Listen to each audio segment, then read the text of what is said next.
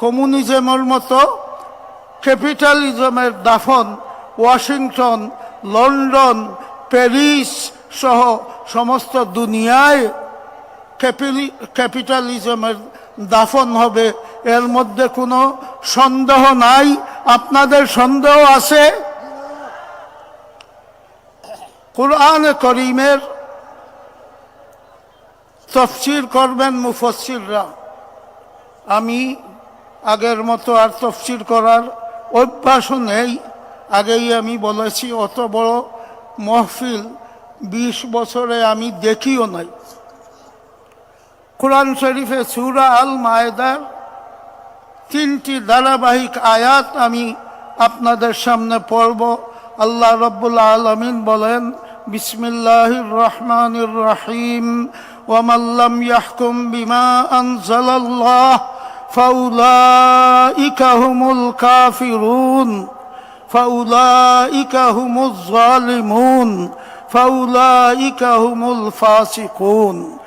আল্লাহর বিধান ব্যতীত যারা সমাজ শাসন করে, দেশ পরিচালনা করে, এদের যদি এই বিশ্বাস থাকে যে ইসলাম আল্লাহর দেওয়া বিধান সম্পূর্ণ অচল হয়ে গেছে, তাহলে তারা নিঃসন্দেহে কাফির। যাদের অন্তরে ইসলামের প্রতি বিশ্বাস আছে কিন্তু নিজের পরিবেশের মধ্যে সে ইসলামের বিশ্বাসকে কায়েম করতে চায় না, আল্লাহর ভাষায় তারা জালিম। যাদের অন্তরে ঈমান আছে কিন্তু পারিপার্শ্বিকতার কারণে যারা আল্লাহ রাব্বুল আলামিনের বিধান জারি করে না, এরা নিঃসন্দেহে কুরআনের ভাষায় ফাসিক। আমি আপনাদের প্রশ্ন করতে চাই, আপনারা কি কাফিরের শাসন চান? আপনারা কি জালিমের শাসন চান? আপনারা কি ফাসিকের শাসন চান? আমি লন্ডনের এক ওয়াজ মাহফিলে, যেখানে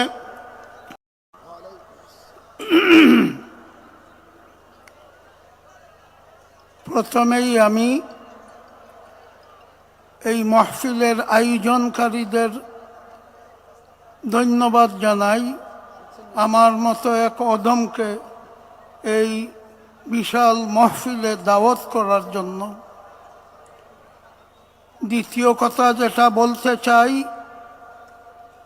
আমি বাংলাদেশে 21 বছরে কোনো ওয়াজ মাহফিলে সামিল হই নাই। যে দেশে থাকি সেখানে মাহফিল 200, 300, 400 মানুষের মাহফিল। বাংলাদেশের ধর্ম উপদেষ্টা ডক্টর খালিদ হোসেন গিয়েছিলেন লন্ডনে এই কয়েকদিন আগে। আমিও সেই মজলিসের এক বক্তা ছিলাম। সর্বোচ্চ 600 মতো মানুষ সেখানে জমা হয়েছিল।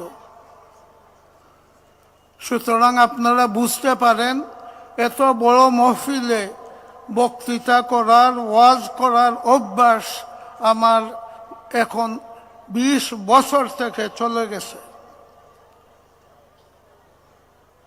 আজকের এই মাহফিলে যারা ওয়াজ করছেন এদের অনেকেই আমার ছাত্র।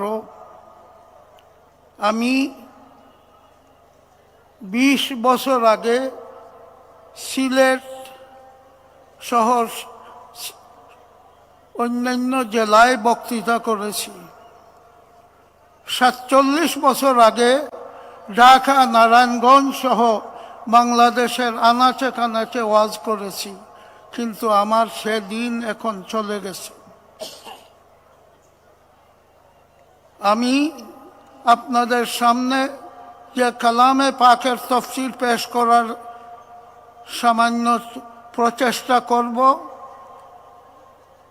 সেই কালাম বুঝার জন্য সর্বপ্রথম দরকার আপনার অন্তরে কুরআনে করিমের জন্য জায়গা খুলে দিবেন, অন্তর প্রশস্ত করবেন এবং সঠিকভাবে কুরআন অনুধাবন করার চেষ্টা করবেন। আল্লামা ইকবালের ভাষায়, জব তক তেরে দিল পে না হো নুজুলে কুরআন, ফখরে রাজি হো ইয়া সাহেবে কশাফ সব বে ঈমান। আপনার অন্তরে যদি কুরআন নাজিল না হয়, কুরআন নাজিল হয়েছিল মুহাম্মদুর রাসূলুল্লাহ সাল্লাল্লাহু আলাইহি ওয়াসাল্লামের কলবের উপরে, তার দিলের উপরে।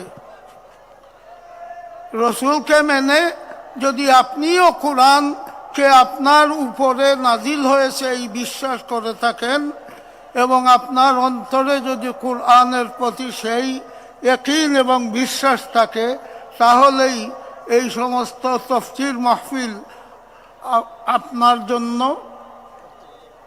সত্যিকার অর্থে ঈমান বৃদ্ধির একটি কারণ হবে। আল্লাহ রাব্বুল আলামিন কুরআনে করিমে আদম থেকেই শুধু নয়, সৃষ্টির প্রথম দিন থেকে যা ঘটেছে কিয়ামত পর্যন্ত যা ঘটবে সব কিছু কুরআনে করিমে বর্ণনা করে দিয়েছেন। আমরা এখানে আল্লাহ রাব্বুল আলামিনের কালামের এক শব্দ, এক আয়াত ব্যাখ্যা করার মতো না আছে যোগ্যতা, না আছে আমাদের সময়। এর জন্য আমি শুধু এই কথাই বলতে চাই, কুরআনে কারীমে আল্লাহ রাব্বুল আলামিন আমাদের এবং গোটা মানব জাতির সময় যে কত প্রয়োজনীয় তাদের জীবনে তা উল্লেখ করেছেন। ওয়াল আসর ইন্নাল ইনসানা লাফি খুসর।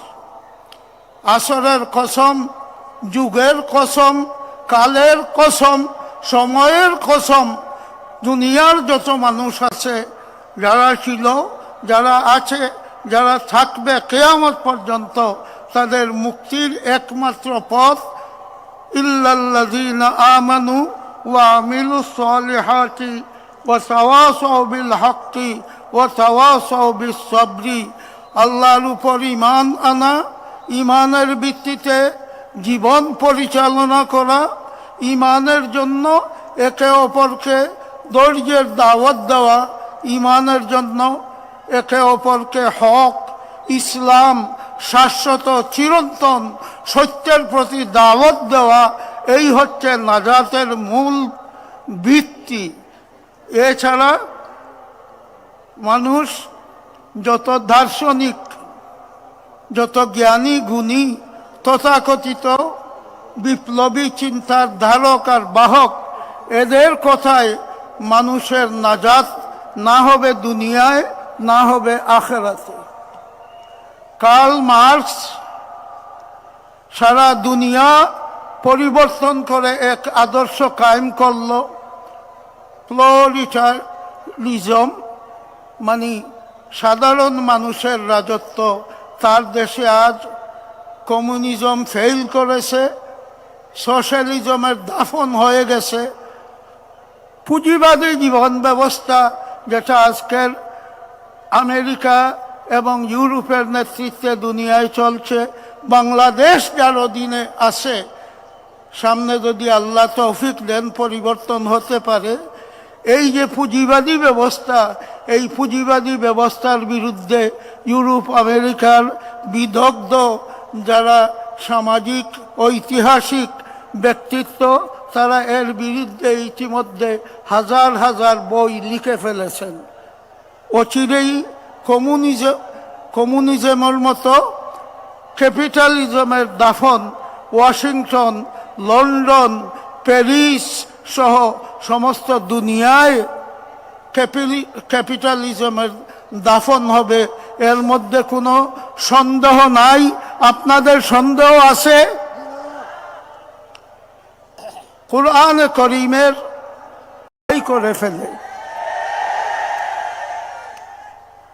শেখ হাসিনার সময়ের আমার এই ওয়াজ উদ্দেশ্য ছিল বাংলাদেশের একটা মহিলা, শেখ হাসিনা বিনতে শেখ মুজিবুর রহমান, ভগবান দাস।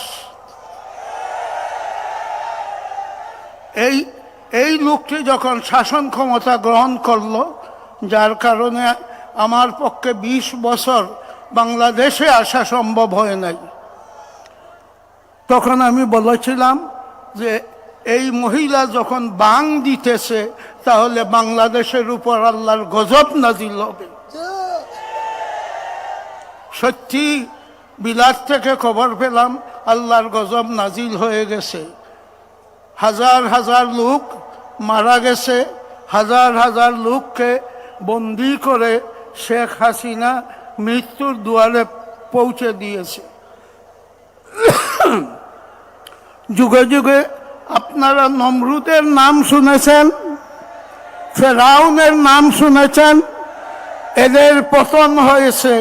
আল্লাহ রব্বুল আলামিন তার অশেষ মেহেরবানিতে বাংলাদেশে, আমি তো হাসিনাকে নমরুদের সাথে তুলনা করতে চাই না, আমি বলি বেবি নমরুদ, মিনি ফিরাউন, একেও আল্লাহ রব্বুল আলামিন বাংলার মাটির থেকে তার পূর্বপুরুষ, তার দাদি ছিলেন একটা হিন্দু, সেই হিন্দুস্তানে গিয়ে সে আশ্রয় গ্রহণ করেছে। সকলেকে দোয়া করবেন আমার সাথে, শেখ হাসিনা যেন বাংলাদেশে আর কখনো ফিরতে না পারে।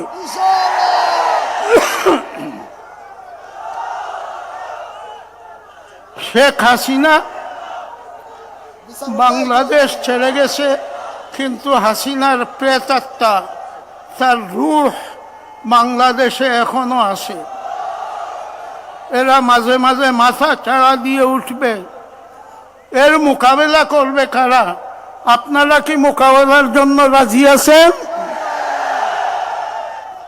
তাই যদি হয় তো আমার আজকের এই বিক্ষিপ্ত তফসির, এটাকে আমি সার্থক মনে করব।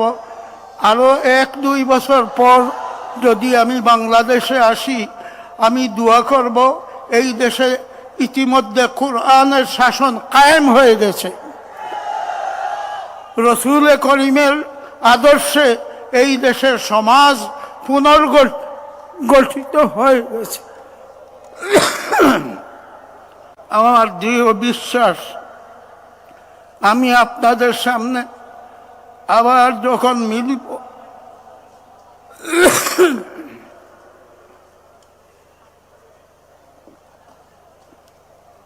আমার দৃঢ় বিশ্বাস আপনাদের সাথে আবার যখন আমি মিলব শাহজালালের এই পুণ্যভূমিতে, তার মধ্যে আপনারা জিহাদ করে বাংলার জমিনে আল্লাহর দ্বীন কায়েম করে বসবেন।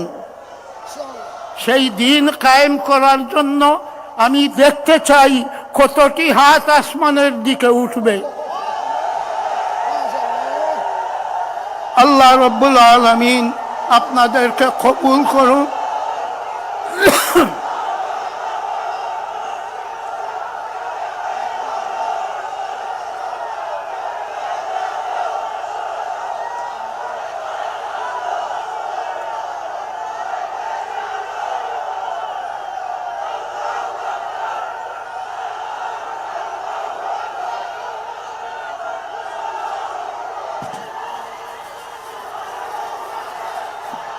ফ্ল্যাগগুলা নামিয়ে দেন, ফ্ল্যাগগুলা বাইরা প্লিজ, ফ্ল্যাগগুলা নামিয়ে দেন। স্বেচ্ছাসেবক বাইরা, কোনো ধরনের ফ্ল্যাগ উঠানো যাবে না, ফ্ল্যাগগুলা নামিয়ে দেন প্লিজ, দয়া করে ফ্ল্যাগ নামিয়ে দেন। স্বেচ্ছাসেবক ভাইদের সহযোগিতা কামনা করছি, ফ্ল্যাগগুলা নামিয়ে দেন প্লিজ। ওই পিছনে একটা সাদা ফ্ল্যাগ উঠতেছে পিছনে, দয়া করে এত সুন্দর মাহফিলকে আপনারা ব্যাঘাত ঘটাবেন না, পিছনে সাদা কালো ফ্ল্যাগগুলো নামিয়ে দেন। তো আমি বলছিলাম আমার ভাই এবং বোন যারা আজকের এই তফসির মাহফিলে উপস্থিত আছে, আল্লাহ আপনাদের হায়াত দরাজ করুন, আর আমাকেও যেন আবার আপনাদের সাথে এখানে মিশতে তৌফিক দান করুন। আমার দিলের প্রত্যাশা থাকবে আপনারা ইতিমধ্যে বাংলার জমিনে শাহজালালের দেশ শাহ মখদুমের দেশ, এই দেশে আপনারা কোরআনের আইন ইতিমধ্যে জারি করার জন্য চূড়ান্ত জিহাদ করবেন। সেই জিহাদের জন্য কতজন প্রস্তুত আছেন আমি দেখতে চাই এবং এর সাথে আমার কথা শেষ করতে চাই। আল্লাহর জমিনে আল্লাহর দ্বীন কায়েম করার জন্য কারা কারা প্রস্তুত আছেন?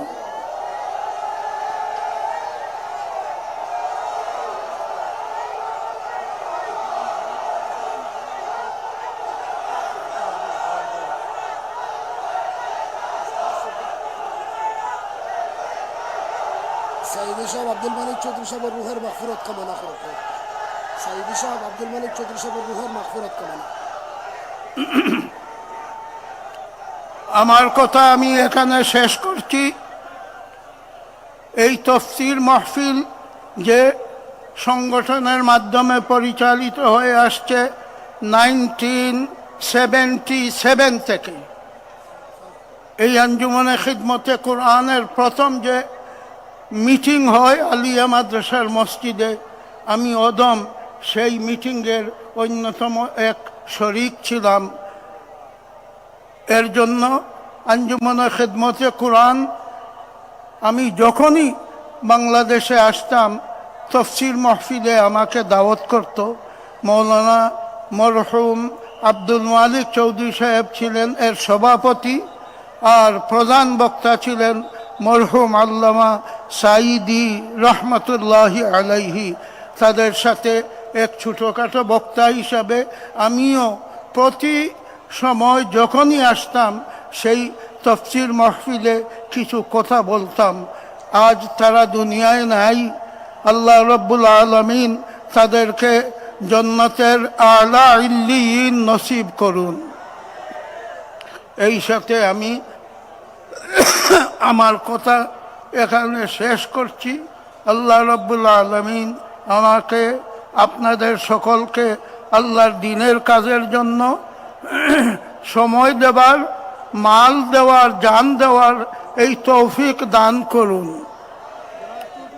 আসসালামু আলাইকুম ওয়া রাহমাতুল্লাহি ওয়া বারাকাতুহু। আলহামদুলিল্লাহ।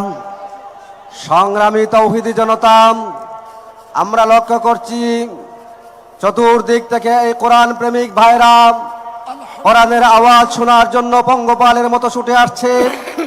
আমরা স্বেচ্ছাসেবক ভাইদের বলবো, আমাদের সম্মানিত মেহমানদের আপনারা সুযোগ করে দিবেন।